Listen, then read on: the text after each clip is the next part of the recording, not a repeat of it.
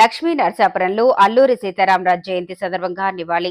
అన్నపర్తి నియోజకవర్గం లక్ష్మీ నరసాపురం గ్రామంలో అల్లూరి సీతారామరాజు జయంతి సందర్భంగా అన్నపర్తి ఎమ్మెల్యే నల్లమల్లి రామకృష్ణారెడ్డి పూలమాలలు వేసి ఘనంగా నివాళులర్పించారు. ఈ కార్యక్రమంలో ఎన్డీఏ ఉమ్మడి పార్టీ నాయకులు, కార్యకర్తలు, అభిమానులు పాల్గొన్నారు. ఆయన గురించి మనం వేరేగా చెప్పుకోవడానికి ఎవరో తెలియని వ్యక్తి కాదు.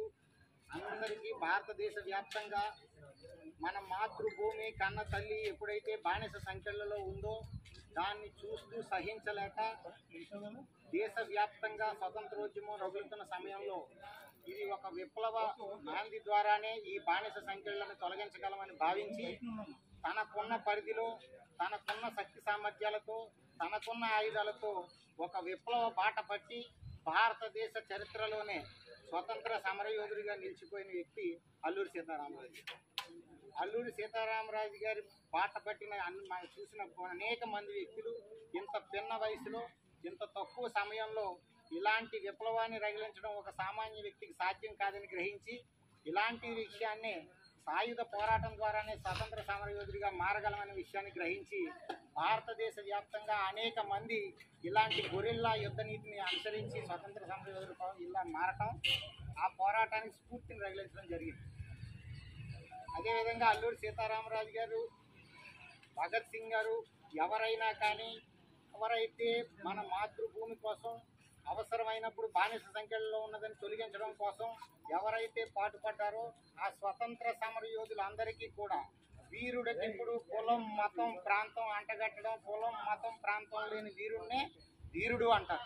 అలాంటి ధీరత్వం ఉన్న విప్లవ భావాలు కలిగి బానిసత్వ సంఖ్యలను తొలగించగల వీరుల్లో అల్లూరి సీతారామరాజు గారు ఒకరని తెలియజేయడం జరుగుతుంది. దీంతో పాటుగా మన అందరూ తెలుసుకోవాల్సిన ఒకే ఒక విషయం, ఎక్కువ ప్రసంగం ఒక చిన్న ఉదాహరణ చెప్పి ముగిస్తాను.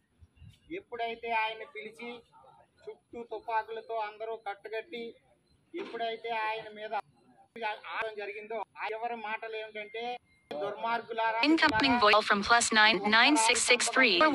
నా తల్లి బానిస సంఖ్యలను తీసుకురావడం కోసం, పెంచడం కోసం అనేక మంది రాజులు నా భర్త మాత్రం మీకు ఎత్తది అని గట్టిగా అరిచి ప్రాణాలు అర్పించిన వ్యక్తి అల్లూరి సీతారామరాజు.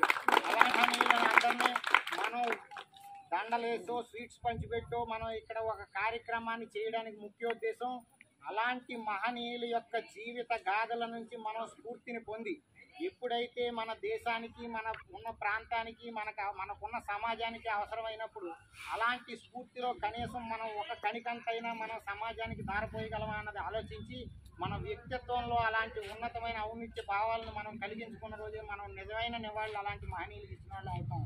అందుకని వారందరినీ ప్రతి సంవత్సరం స్మరించుకుంటూ అలాంటి వ్యక్తి ఉన్నతాలను మనలో అనుమతింపజేసుకోవాలని కోరుతున్నట్టు సెలవు.